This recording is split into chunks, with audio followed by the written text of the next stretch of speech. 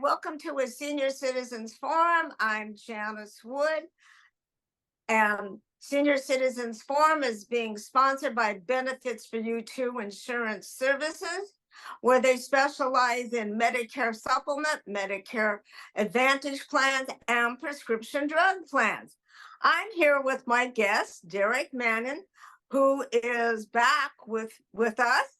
He was here on my show last year where we started discussing how do you place your family member or a friend into assisted living, home care, just a wide variety of things, bringing people into your home. And Derek has been doing this for about 12 years. His family has been involved in this since as far back as Derek can remember. One of the stories I love about Derek is that his grandmother started the first boarding care, am I right, on Oahu many years ago.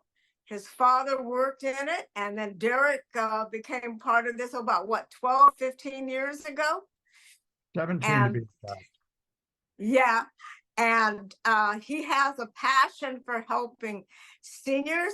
I actually have read the testimonials that people have written about Derek, and we're going to post some of those testimonials on our site afterwards if you want to read the full testimonials.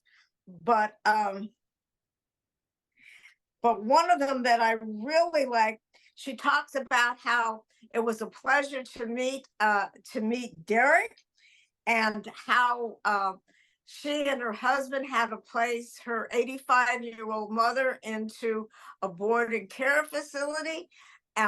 This lady had no idea where she was going to start, even to know what questions she asked. And Derek, she learned about Derek, and Derek answered the questions that she didn't know that she needed to ask, and told her about things that were available to her. She talks about in this testimonial about what an emotional time this is. And I know this personally, that this is a very emotional time and something to go through. We talked about on our last show, we talked about many different subjects. Today we're going to go into more pinpointing, and one of the many services Derek offers, we're going to be focusing on Alzheimer's, dementia, and Parkinson's, which is completely two different types of diseases people can be diagnosed with.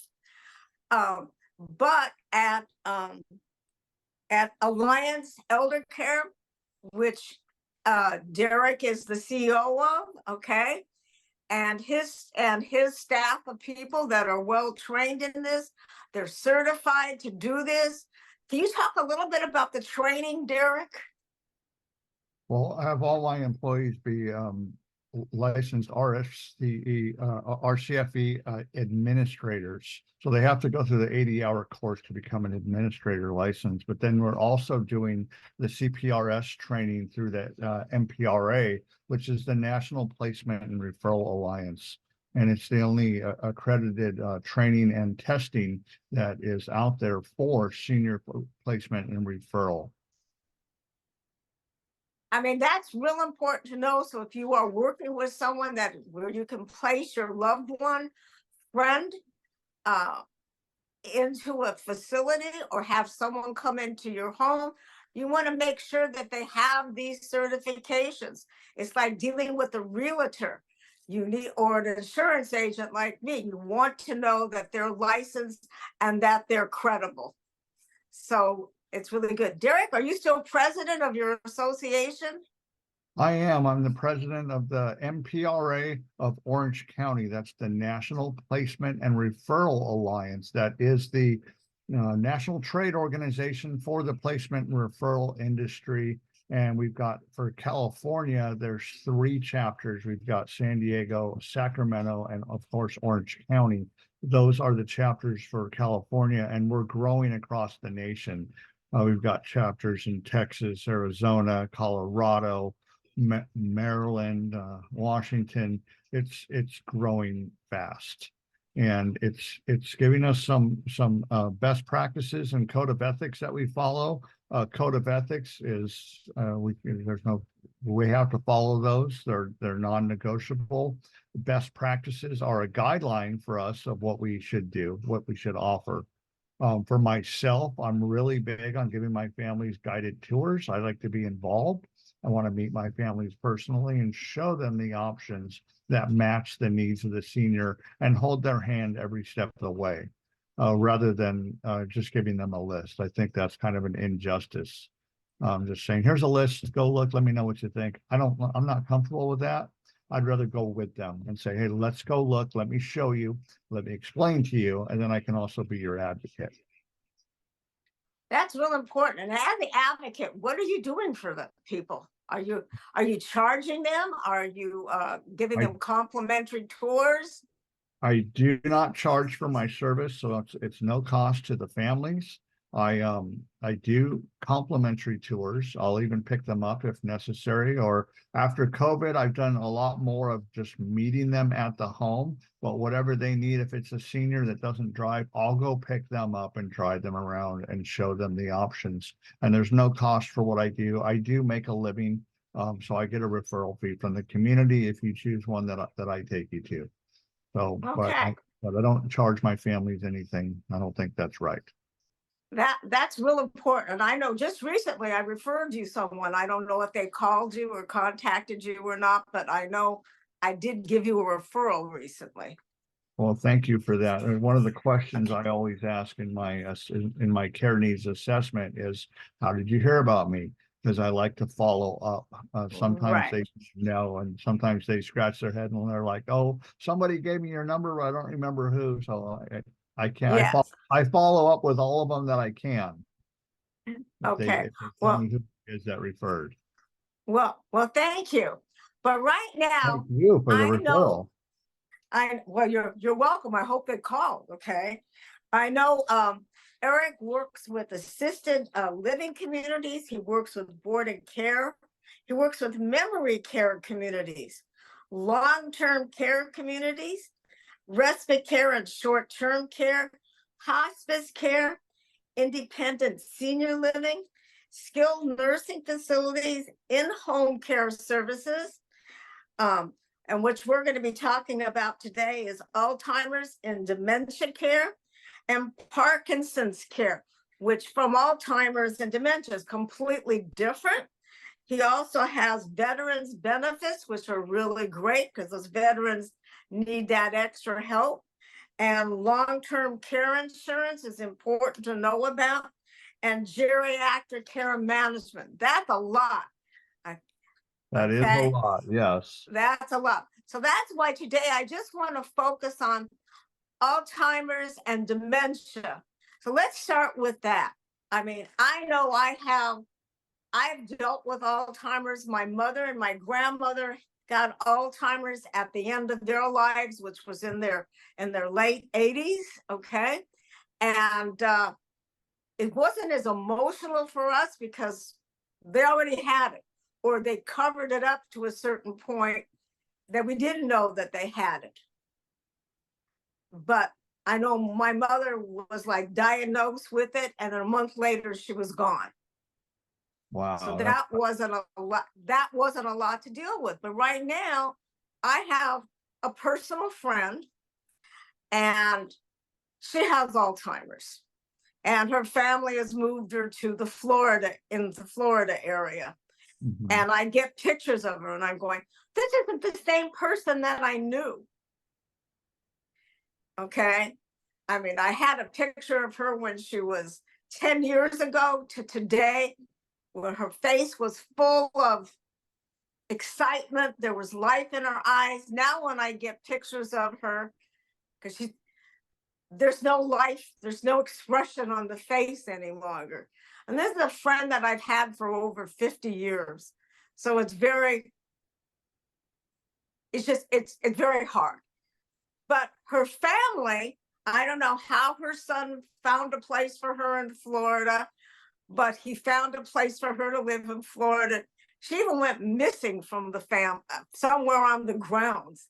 So how does someone with Alzheimer's and dementia find the proper facility? Well, when someone has Alzheimer's and dementia, I'm typically not dealing with the senior themselves. I'm dealing with the children of the senior. That is who I deal with most often, is the children of the seniors, because the seniors, like you just mentioned, they'll hide it, they'll cover it up, they'll be in denial. They do say, and I got this directly from Alzheimer's Orange County, that the first person to know when someone has dementia is the person themselves. So they actually know, but it's a fearful thing. It really is. And just to clarify, a dementia is a general term, just like the term cancer. And like with cancer, there's many different types of cancer. With dementia, there are many different types of dementia. And these are all brain degenerative diseases, dementias. And Alzheimer's is probably the most common type of dementia. And Parkinson's, believe it or not, is actually a dementia as well. So it's a brain degenerative disease. It affects different parts of the brain. I mean, there's Alzheimer's, there's frontal lobe dementia, there's temporal lobe dementia, there's vascular dementia, there's Lewy body dementia, and so many, many more. And I guess they don't actually know what type somebody has until after they've done an autopsy on the brain, is when they actually really know what they had, but they can get it really narrowed down by their behaviors and what they're doing, how they're acting. They can pretty much narrow it down to what it is, because the different dementias present themselves differently in behaviors and the way they're acting, what they're doing. Are they sundowning? That's when in the evening they totally change. I've seen sundowner cases where in the morning the person's totally lucid and you can have a conversation with them, and come around 4 or 5 o'clock, it's a completely different person. And they're confused, they're combative, they're like, I'm out of here, where's the door? And it's not the same person. And you can't rationalize with them. It's a scary thing. And dementia it's a family disease. It affects the entire family, not just the person that has the dementia. So it's a horrible thing to deal with. But going back to your questions, how do we find a place for someone with dementia? Well, I go through my care needs assessment, where I talk about the physical needs of the senior, the cognitive levels of the senior. Are they MCI? Are they early onset dementia? Is their dementia staged with a diagnosis? What are some of the behaviors? Are they experiencing sundowners? What are the sleeping patterns at night? Is this person sleeping through the night? Are they up all night because they're getting their days and nights mixed up? This happens a lot with dementia, is that the senior gets their days and nights mixed up, and they'll sleep all day and they'll be up all night. And if they're wandering, going in and out of people's rooms, and our goal is to find the best solution for any individual and give them the highest possible quality of life for where they are at in this phase of their life. So it may not seem like a high quality of life to you or I, but to that person, we've got them in a situation where now they're getting the highest quality of life that they can for where they're at in their stage of life. Okay. So So are there are each of these different facilities set up differently to take care of somebody with Alzheimer's or dementia, or the combination of? Yes, so let me break it down a little bit. When someone has a diagnosis of dementia, especially when it's like at least like a stage 1 or more, um, it pretty much rules out assisted living unless the person is already living in an assisted living community and it's manageable. Once it's not manageable, they need to move into either a memory care community, a board and care home, or a private caregiver in the home. Those are your 3 options for somebody with a diagnosis of dementia. If you have a diagnosis of dementia, unless it's very, very mild, or they write it down as mild cognitive impairment, it's really not appropriate to place somebody with dementia into a regular assisted living, because people come and go as they please. They manage their own day. They don't have as much of supervision as they do in a memory care or in a boarding care or with a one-on-one caregiver. So let's talk I about. I know with my mother, when I was out looking for places to put her in because of the Alzheimer's, I mean, they had them on lockdown where they couldn't get out. So that's a memory care community. So I was just getting into that. So on the Okay. memory care communities, they can either be a unit inside of an assisted living, that it is a locked unit, and that keeps them safe, or it can be a standalone building itself that specializes in Alzheimer's and dementia. Prime examples of those would be your Silverados or your Active Care. Those type of communities are standalone. Crescent Landing is one as well. They're standalone communities that specialize in Alzheimer's and dementia. That's all they do. They don't do regular assisted living. So these are lockdown communities. You have to go through a gate where they punch a code and they let you in. And these are really good for high functioning people with dementia that may wander, because they can wander throughout that community as much as they want. If you've got someone, because it's a common thing when somebody gets dementia, that they're physically fine, but their mind is gone and they're confused, and they need what's called prompting and cueing and general supervision. Well, this would be a perfect candidate for someone in a large memory care, or they're a memory care unit in an assisted living, or a standalone, where they can walk throughout the community, get their exercise. They have both indoor and outdoor areas that are beautiful, where they can live and be supervised, so they're safe. They're not going to walk out into the street and get hit by a car because they can't get out there. So family can come and visit. Family can even take them out and take them to a family outing. If there's a family in town for a holiday or a birthday, or if they want to take them out to a meal, they can do that. They don't have to stay there. If the family wants to take them out, they can. They do have 24-hour staffing in these communities. They staff as needed. So it depends on the needs of the seniors that are living there and how many people they have living there and what are their night needs. They're going to staff accordingly to give the proper ratio of staffing. These places are licensed by the state of California. Department of Social Services, I focus mostly on California because that's where I'm based, but each state has their own rules and regulations. But the state, they're licensed by the state of California Department of Social Services as a residential community for the elderly.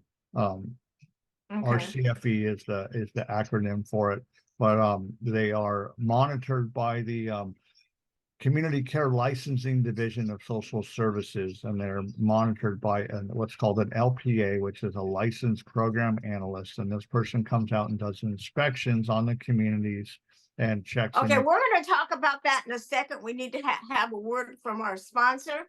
Absolutely.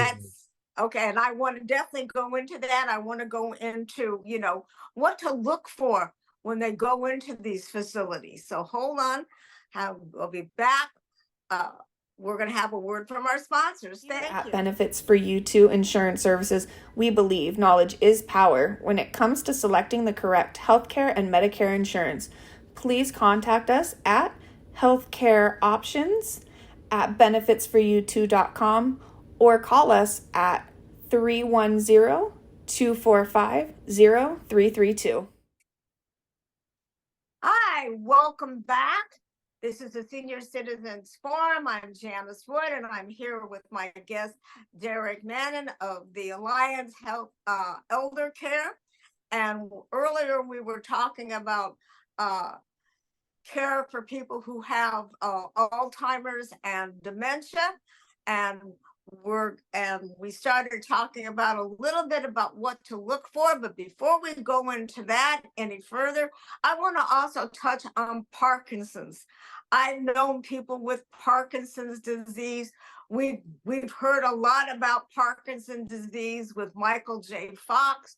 We've heard a lot of it with Muhammad Ali from way back, and how their whole bodies are affected, their brains, how they move, which is different than the Alzheimer's and the dementia.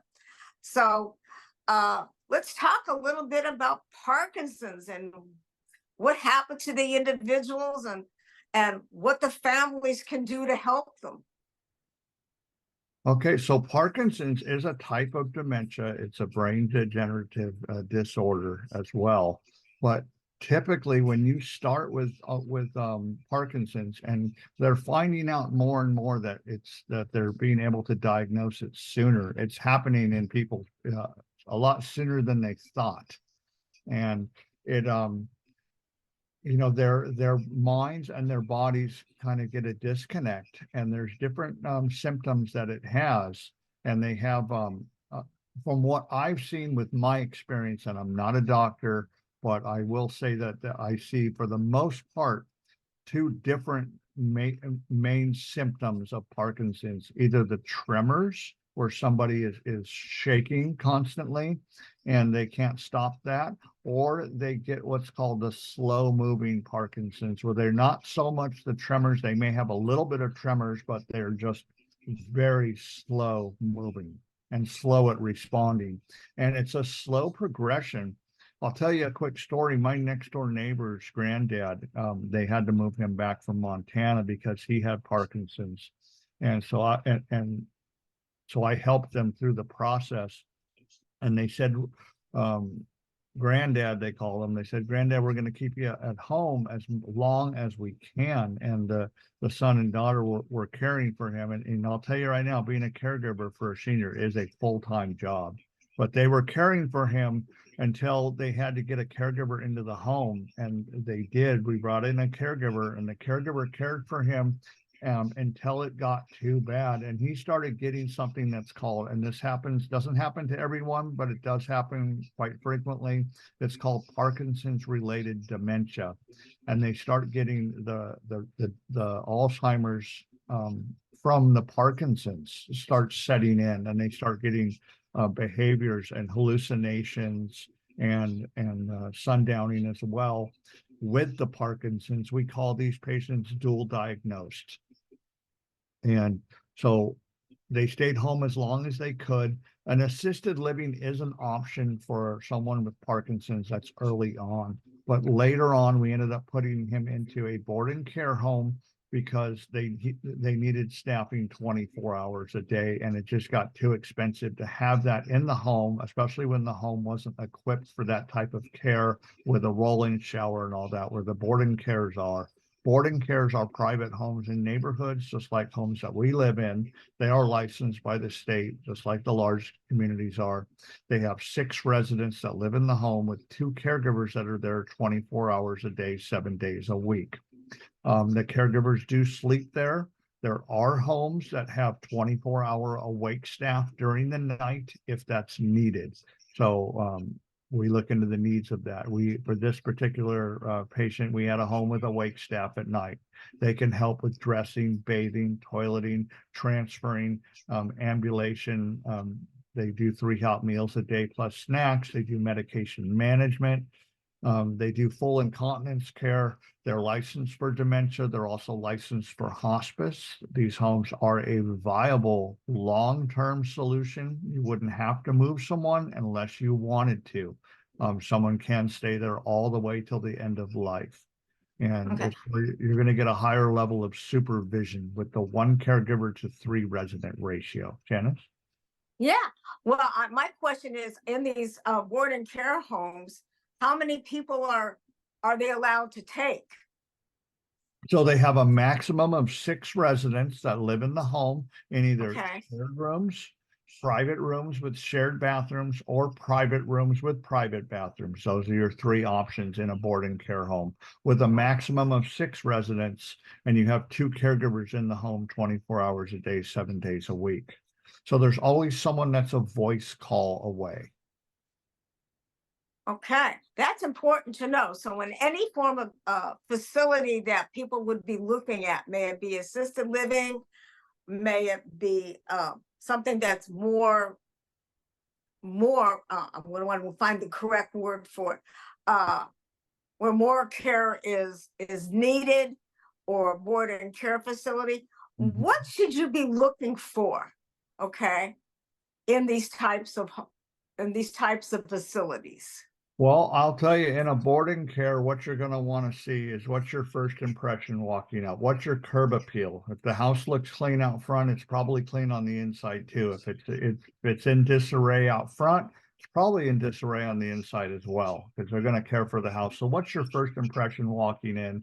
What are the smells you get when you walk in the home? Do you feel comfortable? I believe in following your feelings, your vibe, right from the get-go when you walk in. And then are the patients out of their bed? I mean, of course, there's going to be times where they have a hospice patient that's bedridden. That patient can't get out of bed. But for the patients that can, they should be out of their rooms in the common area. They should be dressed and clean. The bed should be made. The room should be clean. These are things you want to see. If you walk into a home and it's 10 o'clock in the morning and everybody's in their bed and no one's out in the common area, it kind of makes you wonder, what do they really do here? So in a typical day in a boarding care, everyone gets up at separate times. So mornings are really busy in a boarding care. They get everybody up, they get them clean, they get them dressed, they make them breakfast, a la carte. It's whatever they want for breakfast. They eat separately, either in their rooms or at the table, preferably. They get them into the common area. They do a morning activity with them all. Then lunchtime comes and they're all going to eat at the table, family style for lunch. Then they'll, after lunch, they usually lay them down for an hour nap. They all like to take their naps, but then after their naps, they get them all up out of bed, back into the common area, and they do another activity, whether it be physical activity or mental activity, or maybe it's movie time, and we're going to put on a Western movie or something, or whatever the house decides that they want to do. And then they get them prepared for dinner, and dinner time is served family style as well. And then after dinner, they put them back into the common area where they're going to wind down for the evening, maybe do an activity, play some cards, or have some trivia, and then get them ready for bedtime, get them cleaned up for bed. So that's your typical day in a boarding care. In a boarding care. Yes. Well, And that it's pretty similar in a memory care as well. Just that it's in a larger environment and they do group activities in the larger facilities. You know, all 3 of them, the assisted living, the memory care, and the boarding care, they all 3 have their purpose, and they're all 3 need to work together to provide the proper care for a senior. I mean, if you're a high functioning senior, an assisted living is a great option for you, because those are literally like cruise ships that never sail. Okay. Well, all this is real important. Now, for somebody who's listening to this, they're saying, how can I pay for this? Okay. So what is the cost? How do people pay for it? I mean, I have some ideas to suggest, but I want to hear from you what you would recommend first. Well, pricing has gone up in boarding cares and assisted livings as well. Everything seems to go higher. They're giving them higher regulations. They're doing higher on minimum wage. Everyone's making more money. So the costs are going up. And unfortunately, all these costs roll down to the senior. So it all goes down to the senior, and then the senior ends up paying for it on the other end. All these are private pay. Health insurance does not pay for them because they're classified as custodial care, not medical care. So I get that question a lot. Well, will Medicare cover this? Well, unfortunately, it won't. Medicare No. won't cover it. HMOs won't cover it. So it's private pay. You got to pay out of pocket. For a boarding care, shared rooms, about $4,000 and up. Private rooms about $5,000 and up. That's where the You're price. talking a month Per month, yes. per month. Okay. Yes, there All are right. some occasions. I have a few homes that will do a little less on pricing. I have a couple homes that will do 3,500 for a shared room, but even those are becoming few and far between. You know, Yeah. when I started doing this 17 years ago, I used to be able to find private rooms for $2,500 and $3,000, and those days are just gone. They are, They're gone. and it's so. So what would you recommend for people? How do they pay for it? So what I would recommend, if you're watching this and you're still eligible, I would purchase a long-term care insurance policy. That's what I've done.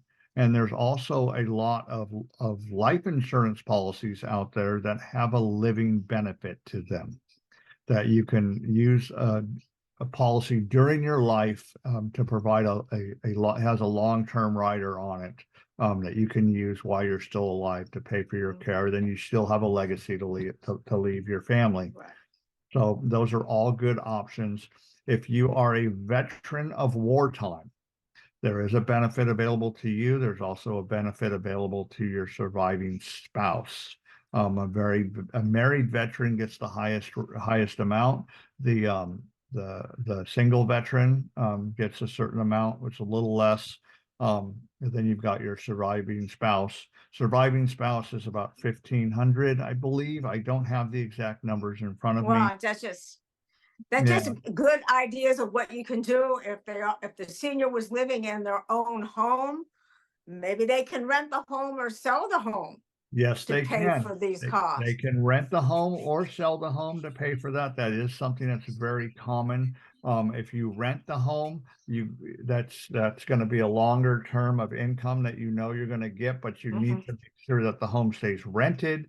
And if you do it yourself, it's a lot of work for the children to rent the home. You can hire a property manager to do it for you. Right. Then you have the fee for that as well. But that is definitely an option. A lot of families do that, renting or selling. Some people ask me, what about a reverse mortgage? Well, reverse mortgages, you have to live in the home.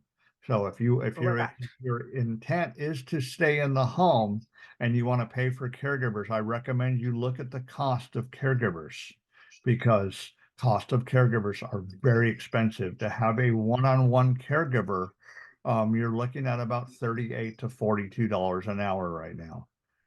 Some companies are charging even higher than that. It's a lot of money, and it might not be your best option. And if you do a reverse mortgage, you still may run out of money.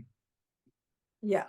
Well, one of the things that's real important to know is that do you ever deal with people that are on Medicaid or Medi-Cal, as in the state of California? Well, yes, I do. There's Medi-Cal. They have just increased the amount of assets you can have. I think the assets is now unlimited, so they don't look at assets, but I could be wrong. Don't quote me on that. I'm not an expert in Medi-Cal, but they are looking at increasing the income level as well. Right now, it's a little over $1,600 a month, and then you can have full Medi-Cal. If you're over that, you have Medi-Cal with share of cost. Now, if you have full Medi-Cal, there is something called the Assisted Living Waiver Program that you can apply for that will pay for boarding care and assisted living. But let me tell you, for the assisted livings, they're all the lower end assisted livings. None of your really nice places are signed up for the waiver program. You can't just sign up for it and go to any assisted living. You can only go to the ones that are signed up for the program, and it's all the lower end ones. For the boarding cares, however, there are some very nice boarding cares that are signed up for the program. So you can get good boarding cares under that program. There is a waiting list, and it's about a 2-year waiting list for that program. Well, all this information has been really great. Okay. I'm sorry I have to wrap this up because I have more questions I can ask you, but we're running out of time. Okay. Maybe we can do it next time. Well, we can do it next. I love to do it next time because you cover even so much more than what we're just talked about today. Love to have you back in the future. But thank you very much for coming on today. You are always so informative and you know what you're doing, okay? You're Thank you for very having me. educated in what you are doing. So thank you very much for that care of us seniors. I'm not quite there yet, but thank you very much. You're And very thank you welcome. for coming on. Thank you everyone for watching. And we had a great time. And you have a great day. Bye. Bye, everyone.